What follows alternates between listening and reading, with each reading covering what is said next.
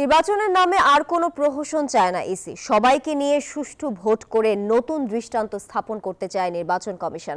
সাভার উপজেলা পরিষদ কমপ্লেক্সে ভোটার তালিকা হালনাগাদ কর্মসূচির উদ্বোধনী অনুষ্ঠানে এসব কথা বলেন প্রধান নির্বাচন কমিশনার।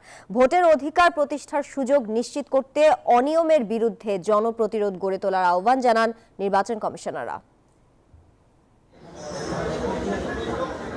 বেশিরভাগ রাজনৈতিক দলকে বাইরে রেখে গত 3টি জাতীয় নির্বাচন করা হয়েছে একতরফাভাবে।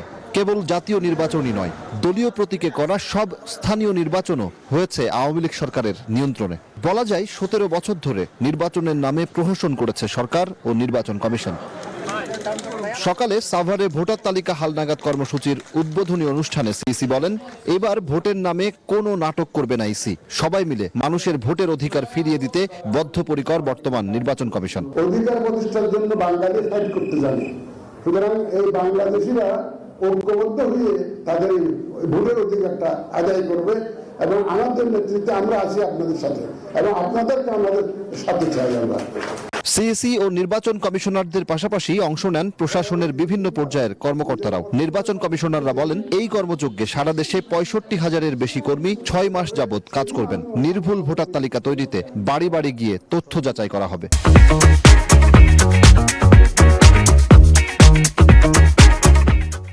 যাদেরকে আমি ভোটের ব্যবস্থা করে দিতে চাই, সুতরাং এটা আমাদের একার পক্ষে এটা সম্ভব না।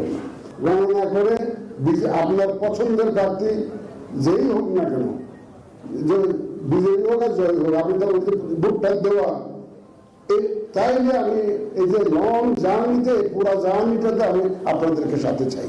এ সময় তরুণ প্রজন্মের বেশ কয়েকজনকে নিবন্ধিত করা হয় ভোটার তালিকায়।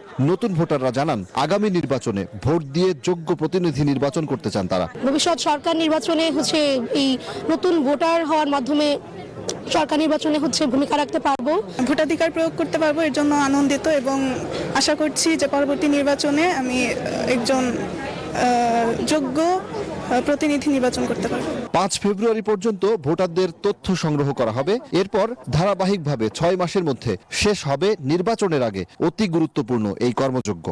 দীর্ঘদিনের অব্যবস্থাপনায় নির্বাচনের ওপর থেকে আস্থা উঠেছে মানুষের, আর সেই আস্থা ফেরাতেই কাজ করছে বর্তমান নির্বাচন কমিশন। ভোটার তালিকা হালনাগাদ কর্মসূচির মধ্য দিয়ে নির্বাচনের সেই যাত্রা শুরু হলো, যেখানে সুষ্ঠু একটি নির্বাচনের মাধ্যমে আগামীতে সরকার নির্বাচন করবে সাধারণ মানুষ। সজল দাস, নিউজ 24, সাভার।